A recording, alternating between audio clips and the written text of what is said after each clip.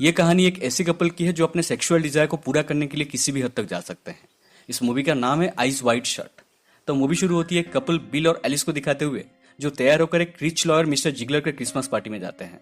Party के दौरान जब एलिस अकेली होती है तब उसके साथ एक चार्मिंग हंगेरियन आदमी फ्लर्ट करता है। दूसरी तरफ बिल को भी दो मॉडल सेड्यूस करने लगते हैं और ये दोनों भी उनकी फ्लर्टिंग को एंजॉय कर रहे थे।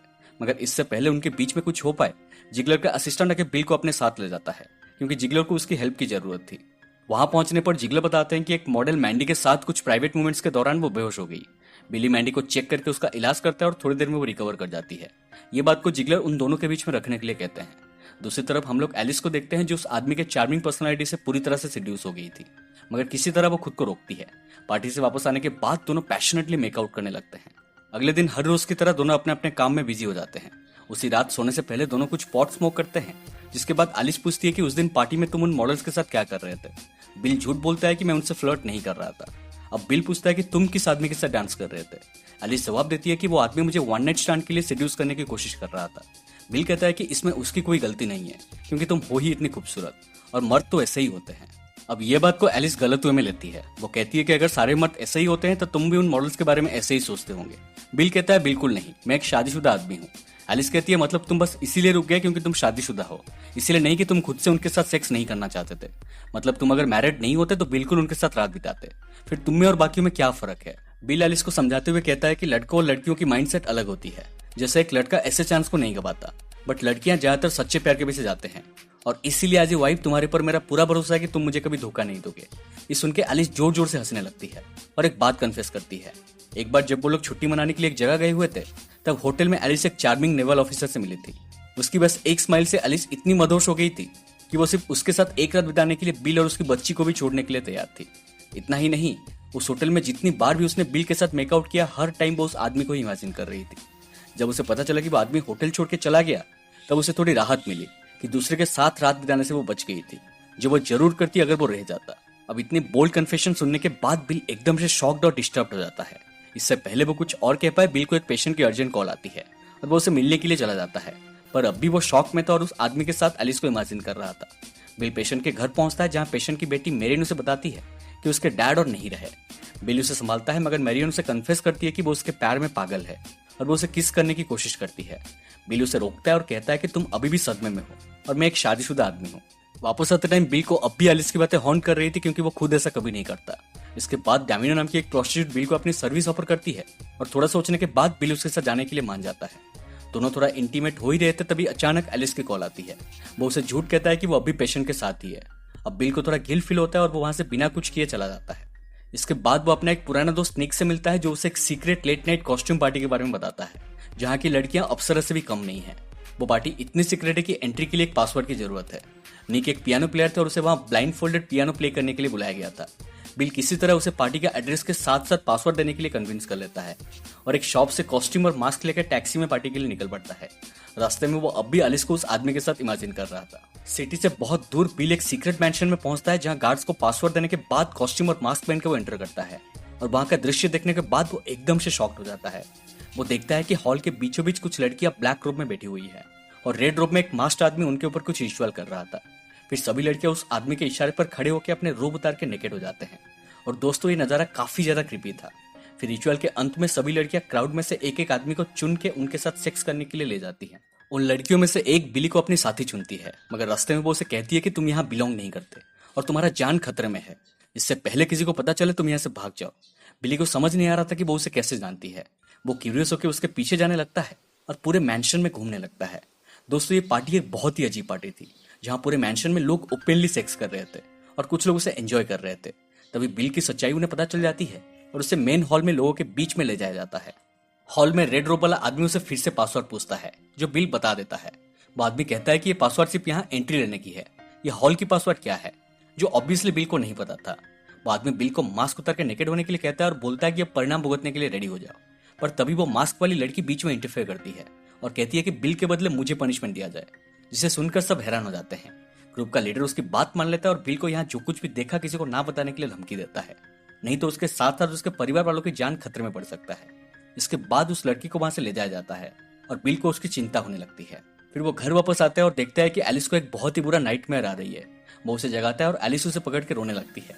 वो कहती है कि उसने एक बहुत ही बुरा सपना देखा जिसमें एक मैंशन में वो कई लोगों के साथ सेक्स कर रही थी और बिल के ऊपर हंस रही थी, but at the same time bill के लिए उसकी नजदीकियां और भी ज्यादा बढ़ गई थी। बिल पूरी तरह से सदमे में था और ये सुनने के बाद वो एकदम से शॉक में चला जाता है। अगले दिन सुबह बिल निक से मिलने के लिए उसके होटल जाता है, मगर होटल का रिसेप्शनिस्ट कहता है कि कुछ देर पहले निक 2 जायंट आदमी के साथ होटल आया था जिसके फेस पे चोट के निशान थे और यहाँ से चेकआउट करके चला गया। अब बिल परेशान हो जाता है और इसके बारे में और पता करने के लिए उस पार्टी वाली मैंशन पर जाता है। वहां उसे एक बूढ़ा आदमी मिलता है जो उसे एक एनवेलप देता है जिसके ऊपर उसका नाम लिखा था। उसमें लिखा था कि ये लास्ट वार्निंग है, वो पिछली रात के बारे में जो भी इंक्वायरीज कर रहा था उसे यहीं बंद कर दे, नहीं तो परिणाम बहुत ही ज्यादा भयानक होगा। बिल एकदम से हैरान हो जाता है क्योंकि पिछली रात उसने किसी को भी अपना नाम नहीं बताया था। वो उन्हें कैसे पता चला? बिल घर वापस आता है मगर अभी उसे पिछली रात की लड़की और एलिस की बातें हॉन्ट कर रही थी। वो काम के बहाने ऑफिस जाता है और परेशान होकर एक वन नाइट स्टैंड के लिए मैरियन को कॉल करता है, मगर फोन उसका फियोन्सी उठाता है। बिल फोन काट देता है और पिछली रात की प्रोस्टिट्यूट डैमिनो से मिलने उसके घर जाता है, पर वो भी मौजूद नहीं थी। इसलिए बिल उसके दोस्त को सेड्यूस करने लगता है और वो भी इंटरेस्ट दिखाती है, मगर कुछ होने से पहले वो उसे रोक देती है और कहती है कि आज सुबह डैमिनो को उसका ब्लड टेस्ट का रिपोर्ट मिला है और वो HIV पॉजिटिव है। मतलब शुक्र है कि लास्ट नाइट दोनों के बीच में कुछ हुआ नहीं था, नहीं तो बिल भी इन्फेक्ट हो जाता और वो घबरा के वहां से चला जाता है। अब रास्ते में बिल नोटिस करता है कि एक आदमी उसे फॉलो कर रहा है।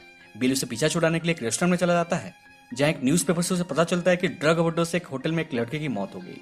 कहीं ना कहीं बिल को लग रहा था कि ये लड़की पिछली रात वाली लड़की है, इसलिए वो लाश को चेक करने के लिए हॉस्पिटल जाता है और लाश को ध्यान से देखने के बाद उसे पता चलता है कि ये लड़की और कोई नहीं बल्कि मैंडी है जिसका उसने जिगलर के पार्टी के दौरान इलाज किया था।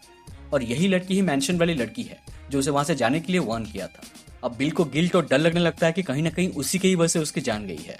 तभी उसे मिस्टर जिगलर की कॉल आती है और वो उसे मिलने के लिए अपने घर बुलाते हैं। कुछ इधर उधर की बातें करने के बाद फाइनली जिगलर एक बड़ा खुलासा करते हैं कि उन्हें पता है कि पिछली रात बिल कहाँ था, क्योंकि वो भी उस पार्टी में मौजूद थे। वो बिल को उसकी इंक्वायरीज बंद करने के लिए रिक्वेस्ट करते हैं, नहीं तो उसकी जान खतरे में पड़ जाएगी। वो एक और बात भी रिवील करते हैं कि पिछली रात हॉल में तुम्हें जो पनिशमेंट देने का बात किया जा रहा था और जिस लड़की ने तुम्हें बचाने के लिए सैक्रिफाइस किया था, ये सब एक नाटक था तुम्हें डराने के लिए, ताकि तुम बाहर किसी को ये बात ना बताओ। वहाँ इस कंट्री के बहुत बड़े बड़े लोग मौजूद थे जो ऐसे पार्टीज में भड़वगिरी करने के लिए आते हैं और वो नहीं चाहते थे कि उनका नाम रिवील हो, और अगर मैं उनका नाम बताऊं तो तुम रात को चैन से सो भी नहीं पाओगे। और तुम्हें उस लड़की के बारे में गिल्ट फील करने की जरूरत नहीं है, क्योंकि वो पहले से एक स्पॉइल्ड ब्राट थी और पार्टी में ज्यादा ड्रग करने के कारण उसकी मौत हो गई। और इतना ही नहीं, निक को भी कुछ नहीं हुआ है, उसे सही सलामत उसका घर भेज दिया गया है। तुम्हारे ऊपर उनका शक इसलिए आया क्योंकि तुम एक साधारण टैक्सी में आए थे, जबकि बाकी लोग बड़े बड़े कार्स में आए थे और पार्टी में कोई सेकंड पासवर्ड था ही नहीं।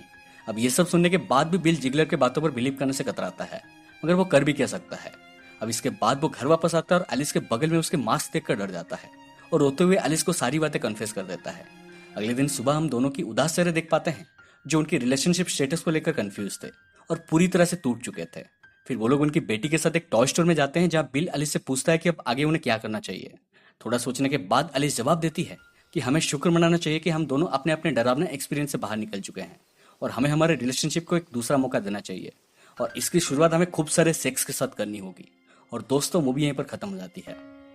तो ये थी आइज वाइट शर्ट की पूरी कहानी। दोस्तों, ये movie famous director Stanley Kubrick की आखिरी फिल्म थी जो रिलीज होने से पहले ही उनकी मौत हो गई थी। अगर आप स्टैनली की और भी मूवीज देख रखी है तो आपको पता होगा कि उनकी हर मूवीज में छोटे छोटे मैसेज छुपे रहते हैं जो कि काफी मीनिंगफुल है, और इस मूवी में भी काफी सारे डिटेल्स हैं जो कि हमें एक पावरफुल मैसेज देती है। तो बेसिकली मूवी में हमें एक मैरिड कपल के फैंटेसीज, रियलिटी और सेक्सुअल डिजायर को दिखाया गया है। पार्टी के दौरान हम लोग देखते हैं कि बिल और एलिस किसी बहाने से एक दूसरे से अलग हो जाते हैं। जहाँ एलिस एक हैंडसम हंगेरियन आदमी से फ्लर्ट करती है, वहाँ बिल 2 फैशन मॉडल से फ्लर्ट करता है। यहाँ हम व्यूअर्स देख पाते हैं कि दोनों ही अपने रिलेशनशिप में लॉयल नहीं थे और अपने अपने सेक्सुअल डिजायर के सामने हार मान जाते हैं, पर किसी तरह खुद को रोक लेते हैं क्योंकि वो लोग मैरिड थे, ना कि वो लोग जेन्युइनली करना नहीं चाहते थे। अपने अर्ज को दबाने के लिए जब घर आके दोनों मेकआउट करते हैं तब दोनों ही खुद को किसी और स्ट्रेंजर के साथ होने का इमेजिन करते हैं। ये बात एक्सप्लेन करता है वो सीन जब मेकआउट के दौरान एलिस अपनी स्पेक्स निकाल देती है। मतलब अब वो अपने हस्बैंड को क्लियरली देख नहीं सकती और उसके जगह वो जिसको भी चाहे इमेजिन कर सकती है। अगले रात जब एलिस एक स्ट्रेंजर के साथ अपने फैंटेसीज को कन्फेस करती है तब बिल के पैरों के नीचे से जमीन खिसक जाता है, क्योंकि ये बात वो मानने के लिए तैयार ही नहीं था कि उसकी पत्नी ऐसे भी सोच सकती है, और ये बात उसे बार बार हॉन्ट करने लगती है। पर जबकि उसके खुद के ही मन में दूसरे लड़कियों को लेकर डिजायर्स थे, इसलिए वो रिवेंज, जेलसी और गुस्से में अपने सेक्सुअल टेम्पटेशन को पूरा करने के लिए एक जर्नी में निकल पड़ता है। 2 असफल अटेम्प्ट्स के बाद भी बिल खुद को रोक नहीं पाता और निक से उस सीक्रेट पार्टी के बारे में सुनते ही वो डेस्परेटली कॉस्ट्यूम रेंट करके पार्टी के लिए निकल पड़ता है। पार्टी में हम लोग देखते हैं कि सभी लोग मास्क पहन के सेक्स कर रहे थे। ये बात हमें दर्शाती है कि कैसे हमारे समाज में लोग अपने अर्ज को पूरा करने के लिए छुपके रहते हैं, क्योंकि इससे उनकी पूरी जिंदगी दांव पर लगी होती है। ये बात को एक्सप्लेन करता है वो सीन जब बिल पार्टी में पकड़ा जाता है और डैमिनो से HIV इन्फेक्ट होने से बच जाता है। और दूसरी तरफ एलिस अगर उस आदमी के साथ अपनी फैंटेसीज को पूरा कर लेती तो उसकी मैरिड लाइफ बर्बाद हो जाती।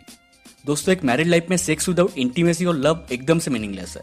मूवी के एक सीन में जब एलिस नाइटमेयर से उठती है, वो कहती है कि सपने में जब वो दूसरे आदमी के साथ सेक्स कर रही थी तब उसे बिल के साथ नजदीकी और भी ज्यादा महसूस हुआ।